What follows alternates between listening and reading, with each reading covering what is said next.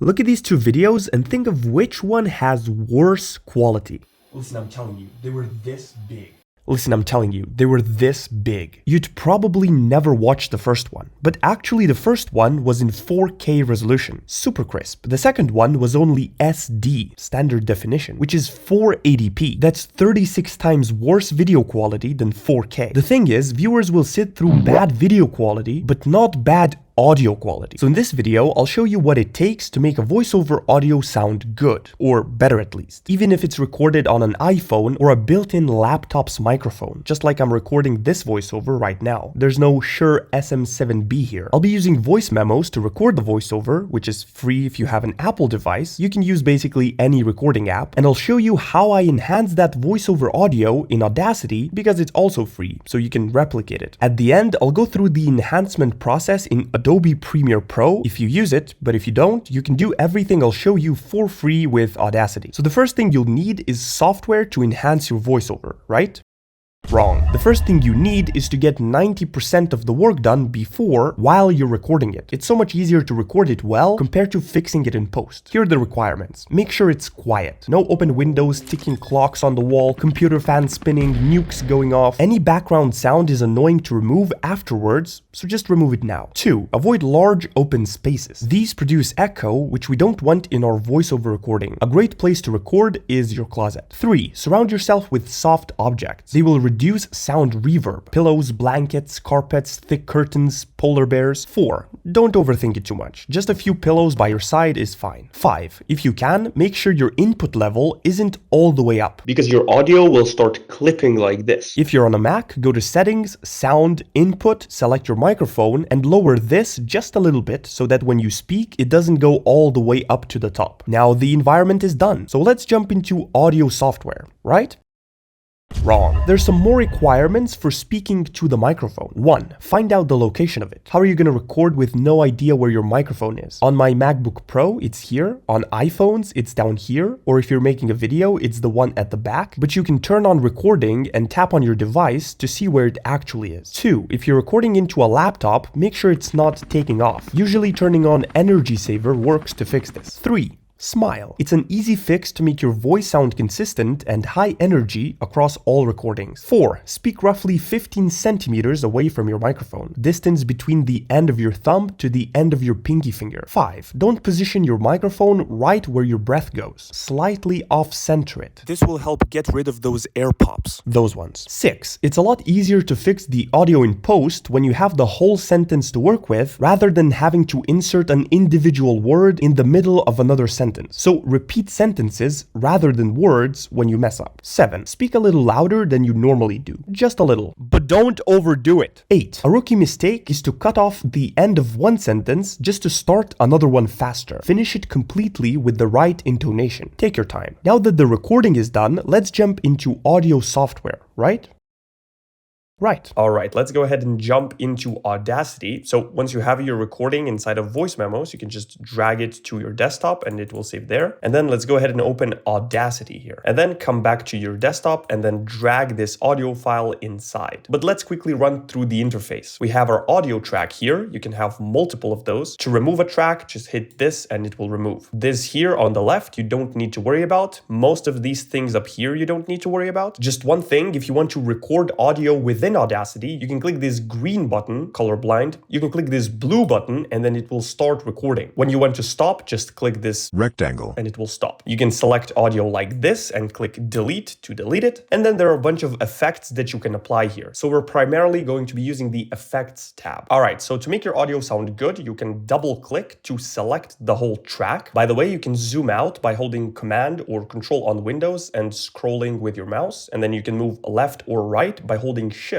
and scrolling on your mouse. So first you're going to zoom into your recording and find an empty spot like this where you're not speaking. Ideally, this should be as long as possible. We're doing this to locate the noise. So if I play this, there's probably going to be some noise. I didn't hear anything, and that's because it's playing through a different device. So you can go into audio setup, playback device, and then choose your headphones. Yeah, there was some noise there, but I'm going to try to find a longer place where there's noise.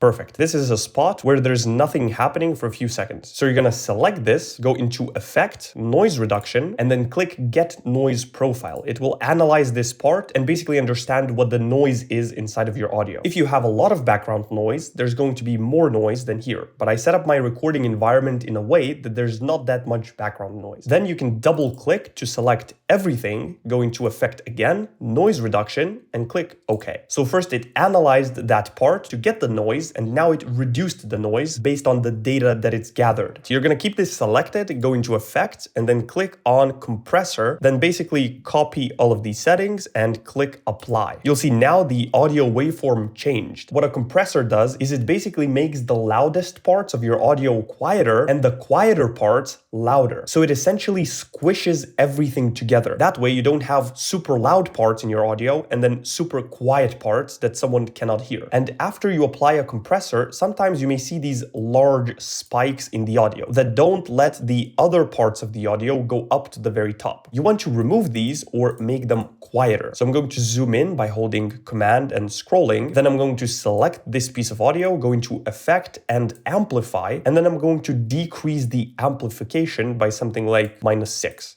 And it should become a lot quieter. You can see that there are a few more spikes here, but let's not worry about those for now. I'm going to select everything again, go to Effect and normalize. This will basically make the loudness of your audio peak at -1 decibel. So normalization just fixes the volume. I will click Apply and now it's normalized. So now the audio doesn't have very large spikes sticking out and it's nice and normalized. Let's listen how it sounds like. Starting things off is Keyboard Cleaner tool. Okay, and this is what it sounded like before. Also, if you want to mute either of the tracks, just click on Mute here and that one will not play. So I'm going to zoom in and play both of these side by side. This is before. Starting things off is Keyboard Cleaner tool. Starting things off is Keyboard Cleaner tool.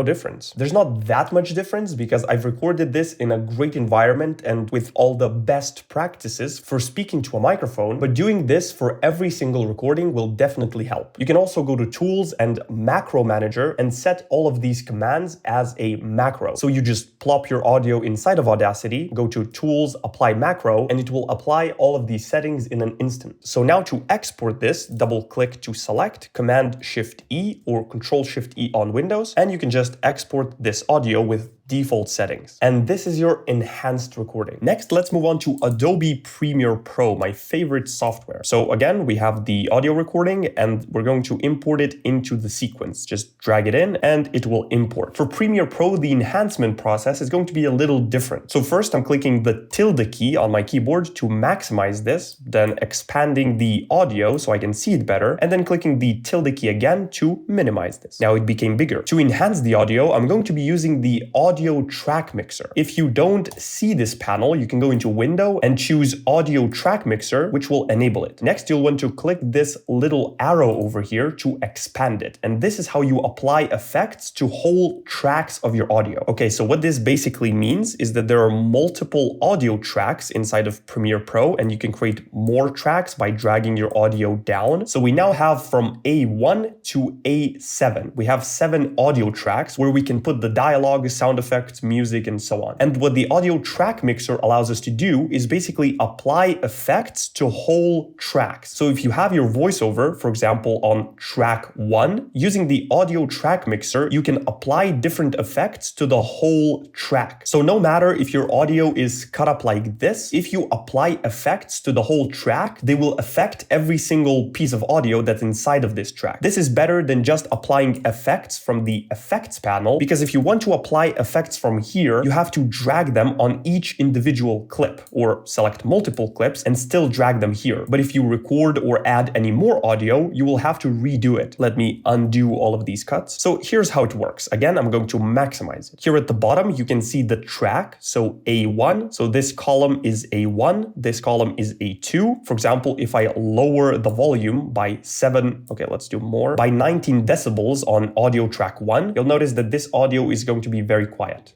so much easier to record it well. So this affects the whole track. I'm going to double click to reset it. But what we're interested in is this over here. This is where you can add effects for the whole track. So the first effect that I like to add is called denoise. You can click this tiny little arrow here, go into noise reduction, and then denoise. And this reduces background noise just like we did in Audacity. Now the default setting is very harsh, so you can double click on denoise and it will open its settings. By default, it's at 40%.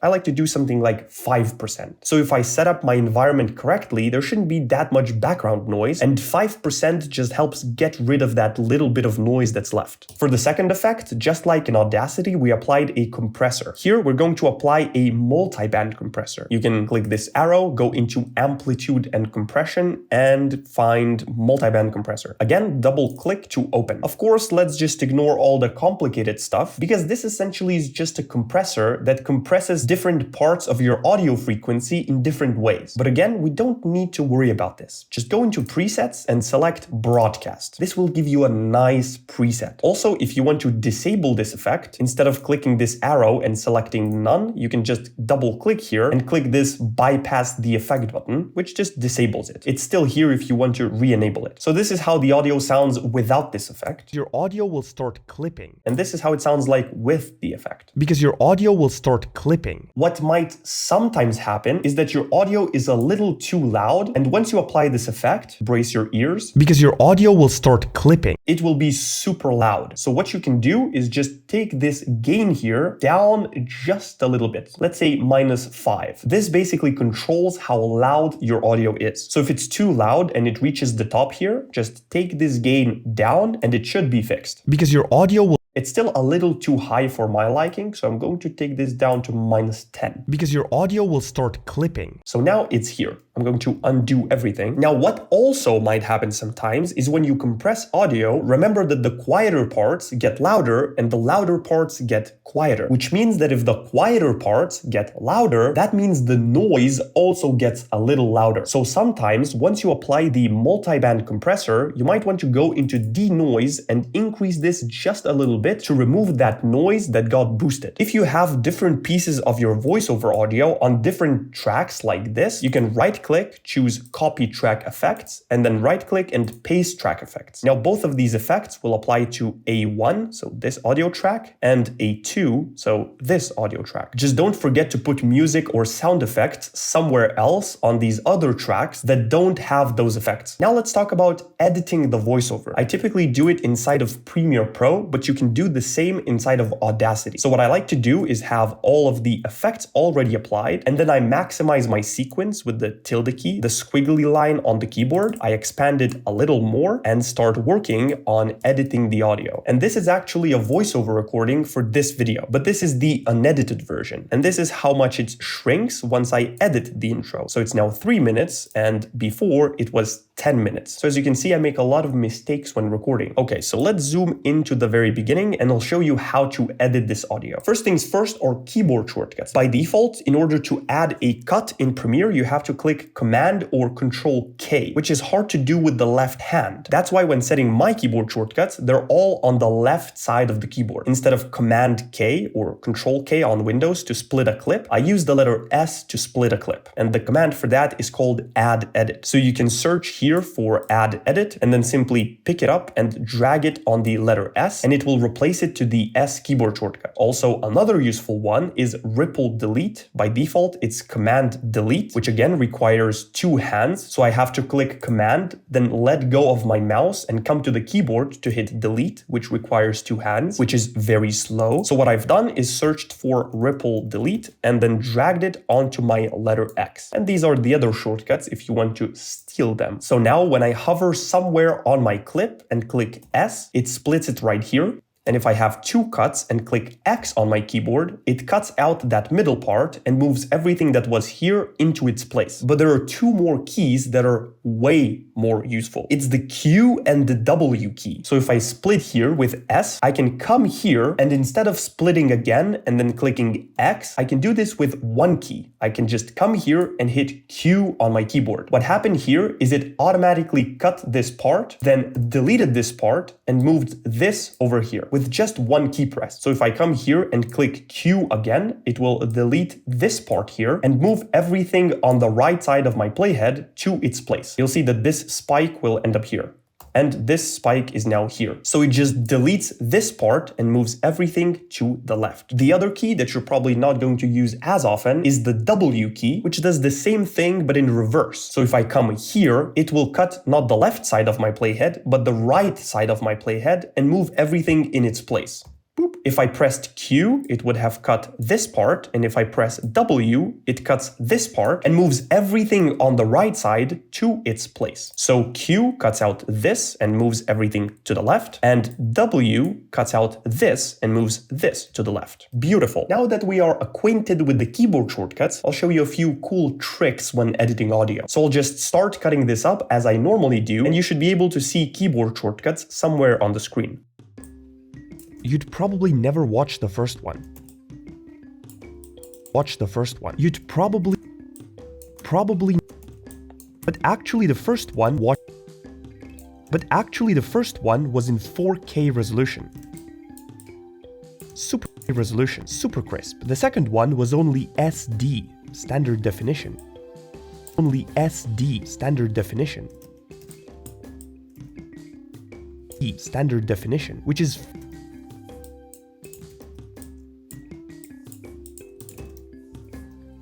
standard definition, which is 480p. That's 36 times worse video quality than 4K. The thing is, viewers quality than 4K.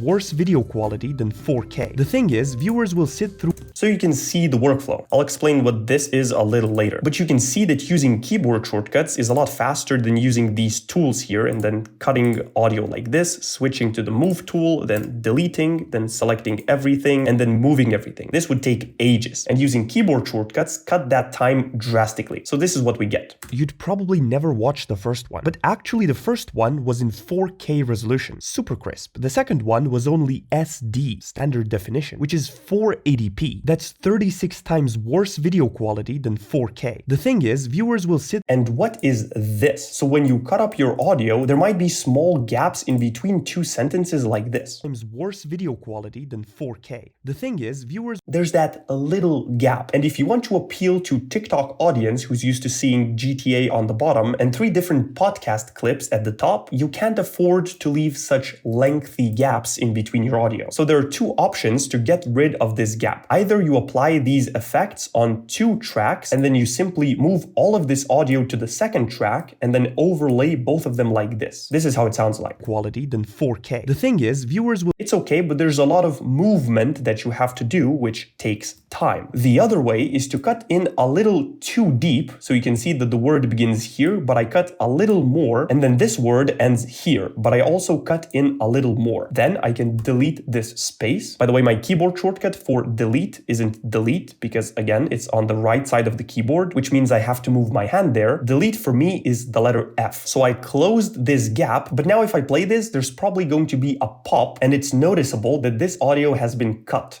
In 4K. The thing is, there was a little pop when I say the thing is. In order to remove this, we can add a cross dissolve with Command-Shift-D or Control-Shift-D on Windows, which adds the default transition for audio. Now you want to go into Premiere Preferences, then into Timeline, and set the audio transition default duration to 4, not seconds, but frames. That's going to make this transition very short. If I zoom out, it's barely visible. So now when I play this, that little pop should be gone. Video quality than 4K. The thing is, viewers will. See, it nicely faded through, and doing this is a lot faster than having to move the audio down and then position it with your mouse. When there's this gap here that you want to remove, you simply look at where the word ends, then move a little bit to the left, add a split, then look at where the gap ends, so it's right here, and move a little bit to the right. So you cut the beginning of the next word. Then Q to remove this and move everything from here to its place, and then select this gap here and click Command-Shift-D to apply the default transition. Than 4K. The thing is, much better. And this is basically how the whole workflow goes. The thing is, viewers will sit through bad 4K. The thing is, viewers will sit through bad video quality but not bad audio quality.